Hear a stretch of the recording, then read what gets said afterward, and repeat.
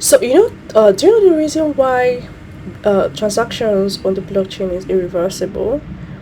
Is because of the hash function. So this video will show you how to generate a hash, and it just says just a practical video, right? So if you go to online-convert.com, you go on the hash generator, and then you go on the MD5, and there's also SHA 256, which is the hash that the Bitcoin functions with. So people that are into all this computational stuff, cryptography, they will understand this even better.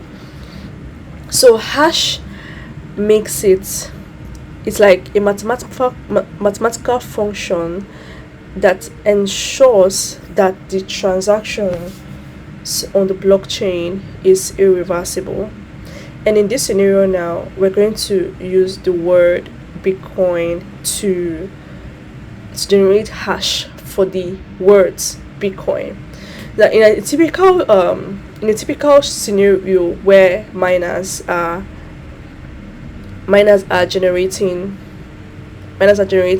Bitcoin, they're trying to mine Bitcoin. What actually happens is, why they are trying to mine Bitcoin, the person who solves the computational mathematics gets what we call a block reward, and this block reward is worth about 6.25 Bitcoin as the last halving. So now the word Bitcoin now generated that hex, the first one at the top, that's the hash of the word Bitcoin.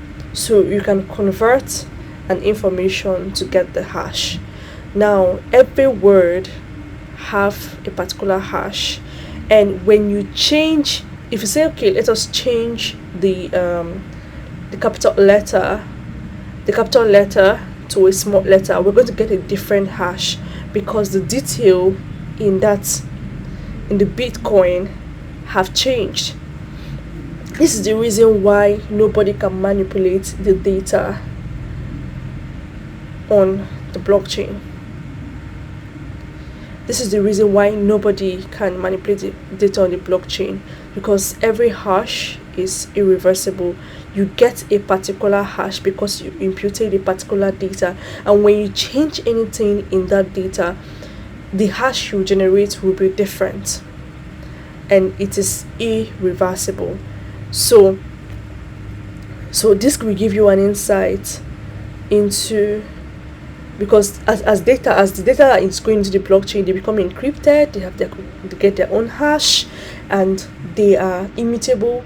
That means they are irreversible, and you can't tamper with it, because immediately you tamper with the data, you generate a different hash, which makes it, now look at it now, we changed the first letter to is the first letter of the Bitcoin, and it gives us a different hash. So immediately you change the information, the data, the hash changes, so it's not going to give you your expected result.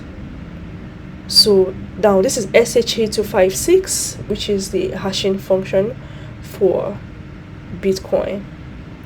So you can calculate a SHA hash with 256. So in this scenario now, you see, we're checking Bitcoin again. This is capital letter Bitcoin, and you're going to see the information it's going to give you. You can compare whether it's the same thing. Now compare whether it is the same thing with the other, with MD5.